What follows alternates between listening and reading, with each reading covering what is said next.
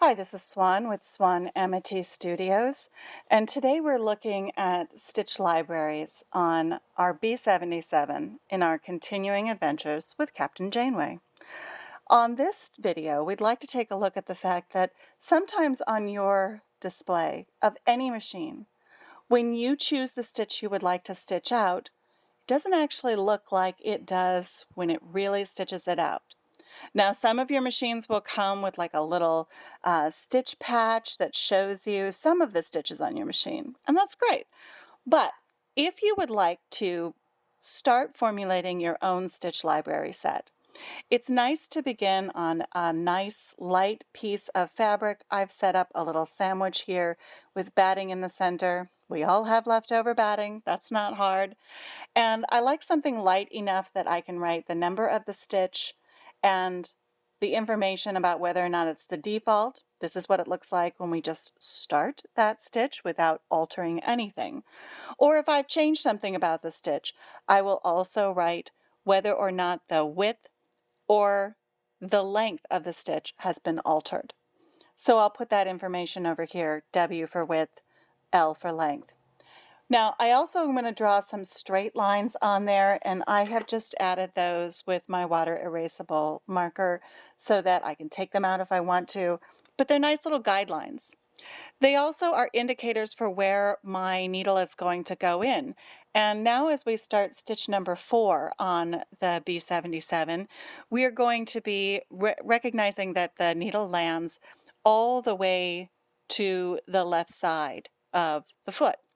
Now let's see how we start stitching out that stitch. It starts by locking it in, and then it's going to begin to stitch.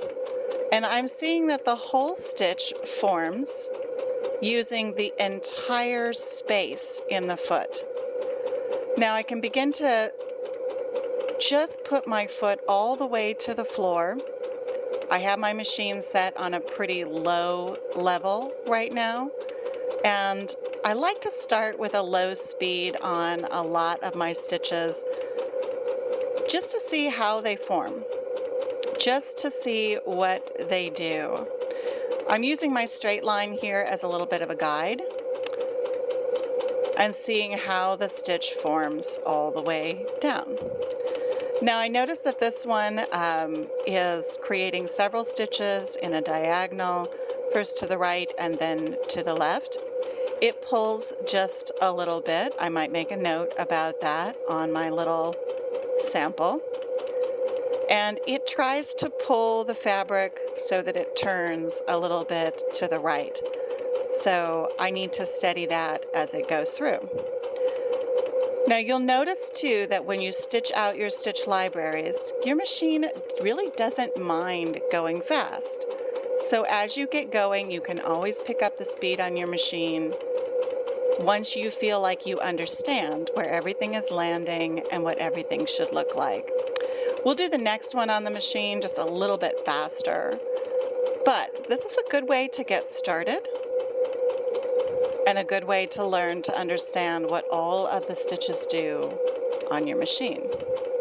Now I'm going to stop this one here and go ahead and break thread. And you'll notice sometimes when you break thread too, if you use the clipping function on your machine, you're just going to want to pull that just a little bit more through so that the next time you start another stitch at the top, it doesn't just unthread your needle. Now you can see this one has given us a little stitch, stitch, stitch, stitch, stitch, stitch, always on the diagonal. We're also looking at the back and we're seeing that there is just a little bit of tension pull on one side, but not on the other side. A lot of times when we are working with decorative stitches or anything like that, we are going to see just a little bit of tension pull through from one side or the other. And that's often why I have the same thread in the bobbin as I do in the top spool.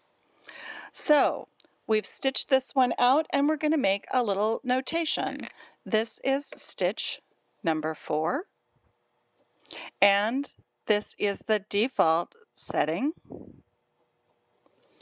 And sometimes, I'll be quite honest, I just put D sometimes, and that is a good indicator that that is the default setting. We're going to scoot over and we're going to do one more on this video. So I'm going to switch to stitch number 5. Also a pretty basic stitch. You'll notice that often the stitches that come first on your machine are the most basic stitches you have. And we're going to pick up the speed here just a little bit so we can stitch this one out a little faster. I'm going to bring our presser foot down. Notice that this time our needle does not go all the way to the left, and that's another great point. You can also indicate that on your information. You can say left, left. That's where the needle begins. And you develop your own little notation, what tells you what you need to know about where your stitches begin. So this time our needle is landing right on that center line. That's where the stitch is going to form from the center of the foot. And what we're interested in here is then making sure that that centering line keeps going right into the middle of the foot. So here we go, stitch number 5. And we've sped things up a little bit, so this one's going to execute a lot more quickly. And what I'm noticing is that this one on the machine makes it look like something is happening that I don't actually see happening in the stitch. So that's good. That tells me new information, something that I did not know before. So we're going to break thread. We're going to look at exactly what we produced. And I'm going to say, I don't see much happening in this stitch.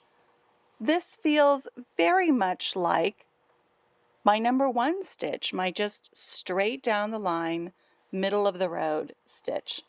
So I'm going to make that little notation that this is stitch number 5 on the B-77, and it doesn't necessarily give me anything particularly exciting. Might not be a go-to stitch for me. So what we've learned here, this is the middle, and what we've learned from what we've done here is some very useful information. Left starting stitches. We've learned we have a little tension thing to pay attention to here on stitch number 4. Not a bad thing, just something to be aware of.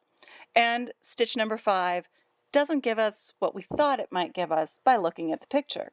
Good. Okay, so let's go ahead and say that our stitch library is beginning, it's underway, and each time that I start a new project, regardless of the project, I like to say that if I'm using my regular stitches, that's a great time to get out a new little patch with my little lines on it and say, let's stitch out 3 things we've never stitched before. So don't feel like you have to create all your stitch libraries before you can get started making something fun you're excited about, but begin making your stitch libraries, build them over time with each new project so that in the future you really have an excellent understanding of what all those different stitches on your machine are going to do for you. Thank you for joining me and Janeway on our video today. Make sure you subscribe so you can see more of what we are up to with all the stitches on the B-77 Bernette and all of the other exciting content we are here to offer you. You have a wonderful day and happy stitching.